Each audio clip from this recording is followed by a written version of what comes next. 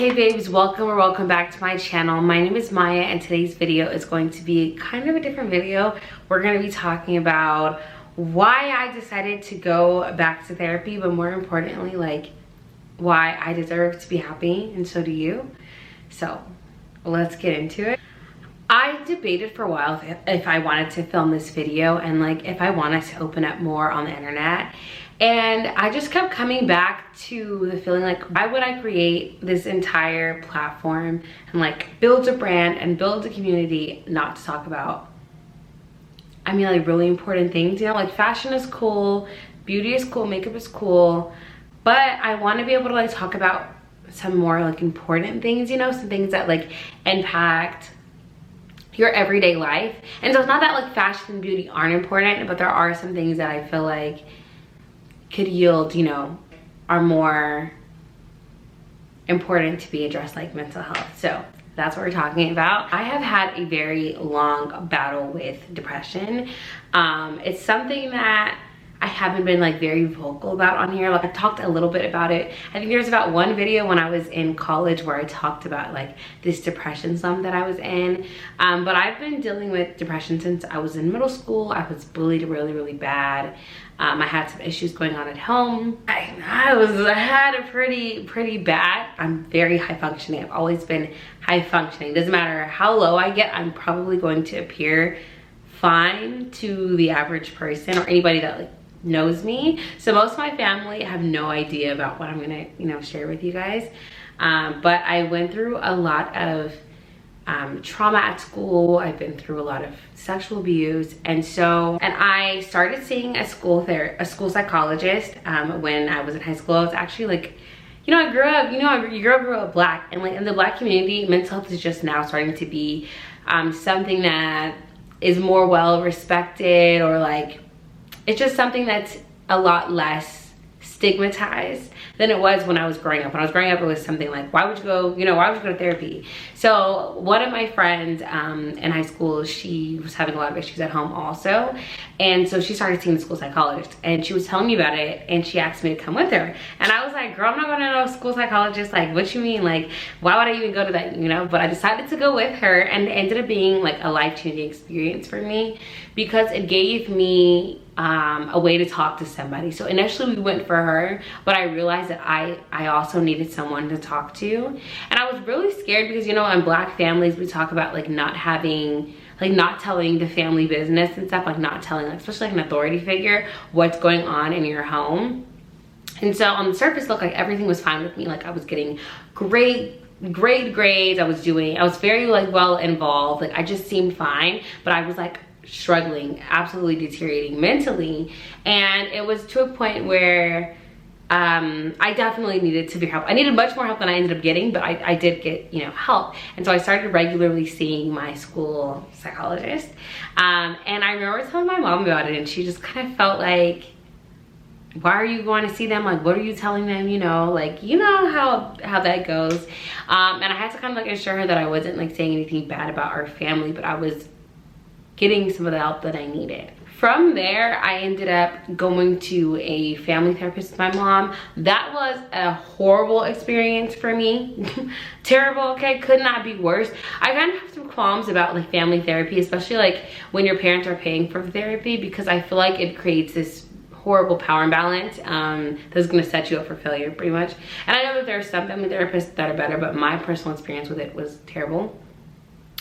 And so I reached out for a little bit of counseling in college. That was also a horrible experience.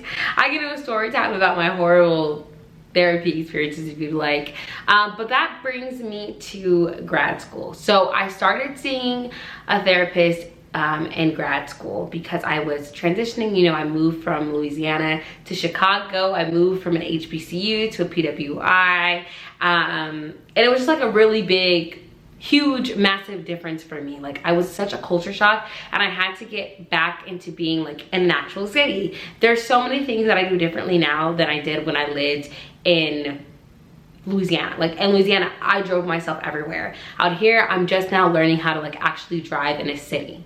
I didn't have any Uber or anything, so now I'm getting used to, like, you know, spending money on Ubers and Lyfts, and getting to school in a specific way, and going to school and figuring out where my classes are, like. And in Louisiana, like, I think the outside community isn't involved in the school, but like most of, like, the city of Grambling is mainly the school, so you don't have to deal with like a lot of like non-college, like college students and stuff, you know, like you're mainly dealing with college students. I'm mainly surrounded by college students, but moving to a big city, like, most people aren't college students, so I had to like really adapt to that environment and adapt to the culture shock of being at an HBCU and graduating from HBCU to going to a PWI, going to a large PWI, one that I feel like not very supported in at all, and that doesn't have a lot of programs in place for Black students. And so I had to just navigate. I mean, even going to school, students that, you know, went to PWIs, their experiences are so different than mine. And so I had to just figure it out. And so I started seeing a therapist to kind of like help me deal with like the depressive slump that I was in. That's one of the reasons why I got my puppy too, because she's like an emotional support animal for me.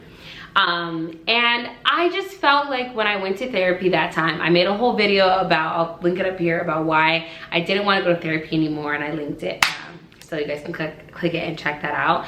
But I just felt like I was essentially solving all of my own problems, and I was talking about very surface level things, and I needed to be doing like deep, serious trauma work. And I felt like for me to be the person that I need to be and the person that like I want to become, I have to get through this deep-seated ass shit that I've been experiencing, like this really dark energy that I've been holding on to because I've had all of this trauma. And I feel like because I'm so high functioning, I don't even understand all of the ways that it's like actually impacting my everyday life.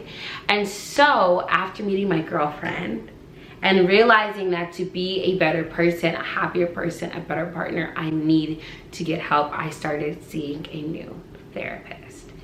And it's been going really well. So I decided to go to a therapist in person. It also made me never want to do Zoom or like remote therapy again. I don't know why, but there is definitely a difference in going to somewhere and like walking in, talking about your problems, but also being able to actively walk out. There's something about that that makes it easier for me than like sitting in my own room talking about all of my problems and then being stuck in that same area, you know, like in that same environment. And so this whole video is like really about talking and opening up the discussion about mental health on my channel, but it's also to talk about why it is important to take care of yourself, why I decided to take care of myself, and why we both deserve to be happy. I got so stuck in the mentality that this is how life is and this is how it has to be. And so I got in my own way when it came to getting help for myself. I just felt like, I don't know if it was that I felt undeserving or unworthy, or I just didn't understand like the options that I had, because I'm not gonna lie, getting mental health services is difficult. I will be doing an entire video about like my experience with psychiatry, because girl, at my university, I just gotta get this degree first. Once I get to this degree, oh, I'm gonna tell you guys all the stories about what I've been going through, but I don't have the degree yet, girl. And so I think it's very, very important to prioritize our mental health and figuring out resources, getting access to the help that we need. I found myself constantly feeling sad. And because I wasn't at the worst point that I've ever been in my life, I kept feeling like things were okay. And I just don't think that that's how you're supposed to live. Just because I have a lot of happy moments, and even if I do say that overall my life is a lot happier than it's ever been or than it was, that doesn't mean that I don't have a lot of stuff that I still need to work on to be my best self. And I feel like that's just something that we should always be striving towards, is becoming better versions of ourselves. The reality is there's always gonna be problems in life. There's always going to be issues, but it's about how we deal with them and how we cope with them. And I don't think I figured out a great way to deal and cope with my issues. And it's because I've had so many negative and unhealthy ways of dealing with conflict and issues and my trauma, learning now how to work through it. And so I feel like we're at this very peculiar situation, and like in our generation, of having the ability to get help for these things in ways that past generations have not been able to get like formal help for it. And so I want to be the one to heal these things. I want to start healing like my own generational and family trauma, my communication issues. I just want to be a better person.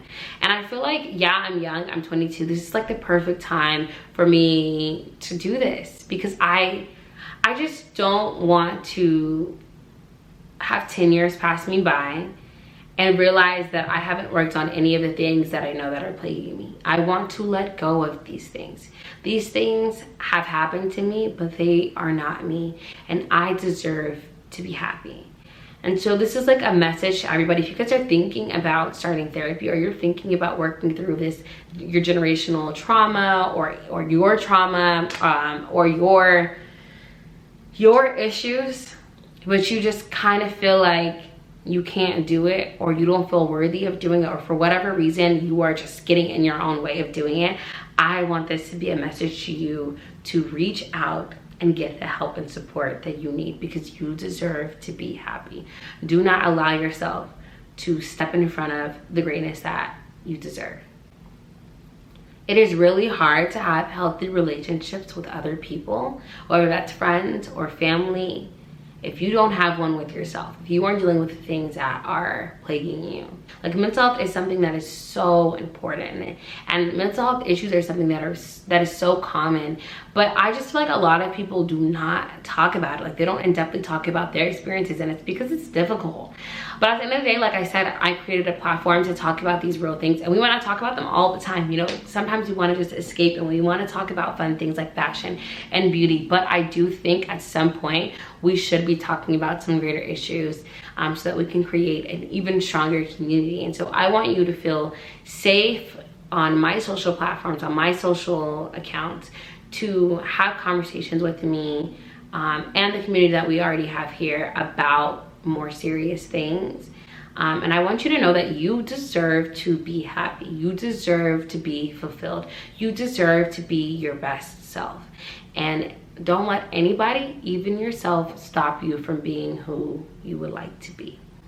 So I hope this resonated with you guys. If you guys want me to talk more about my experiences in therapy, and like some of the ways that I've been working through the issues that I'm working through, and especially about, you know, my psychiatry horror story, I will let you know, because I don't mind bringing you guys on the journey and being transparent with you guys.